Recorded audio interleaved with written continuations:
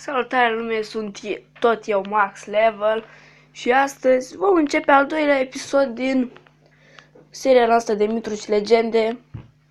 În acest episod vom începe cu animatronul Toy Freddy.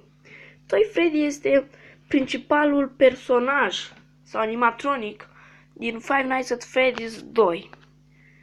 Toy Freddy este un ursuleț. Pe mine nu m-a speriat prima dată jumpscare-ul lui, pentru că este un grăsan.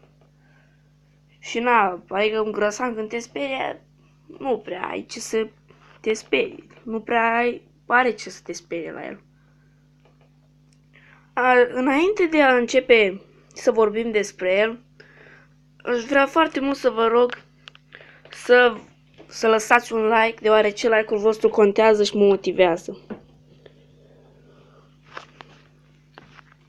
El este Toy Freddy. Toy Freddy este un urs cu un jobenă negru pe cap, cu o panglică roșie, care pe obraj are machiaj roșu, ca să-i spunem așa. Că am uitat cum îi se spune exact.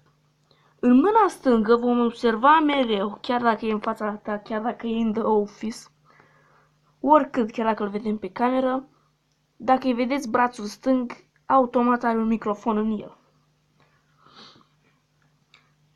El are un papion negru și doi nasuri.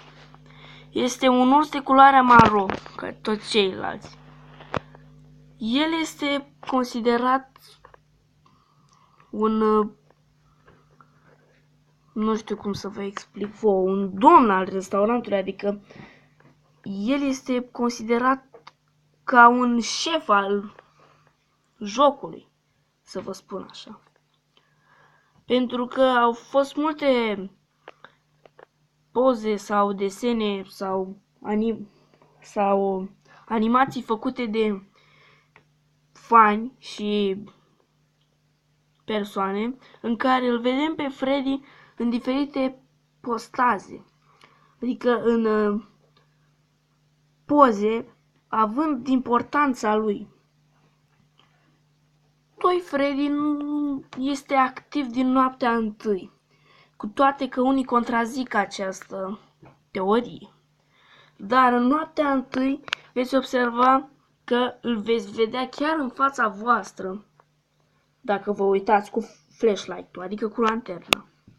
Poate să vă apară și chiar în The Office, cum am pățit eu când nu m-am uitat îndeajuns de mult pe hallway. L-am văzut în spate de tot și am zis, băi, lasă-l că pleacă. Când am ajuns înapoi, mi-a dat jumpscare. De ce? Pentru că nu mi-am pus masca la timp. Da, Toy Freddy dă jumpscare. Jumpscare-ul lui, cum v-am mai spus, nu este înfricoșător. Arată ceva de genul. El are ochii albaștri dacă te uiți bine când îți dă jumpscare, cu toate că el în diferite poze ori n-are ochi, cum ar fi aici, ori nu îi se văd, cum ar fi aici. Eu îl consider amuzant, adică ochii lui fiind foarte albaștri și cu reflexia la lanternei protagonistului, adică lui Mike, pare jucăuș, zic eu. Când te atacă nu îi se vede nicio parte din exoskeleton, adică din scheletul lui de animatronic, ceea ce îmi dă de gândit un pic, cum la celelalte animatroane aproape toate se văd. Bun, păi și cam atât și cu acest episod. Dacă v-a plăcut, vă reamintesc să apăsați butonul de like, deoarece like-ul tău contează. Până data viitoare, vă spun succes, baftă și toate cele. Eu am fost Max Level. Ciao!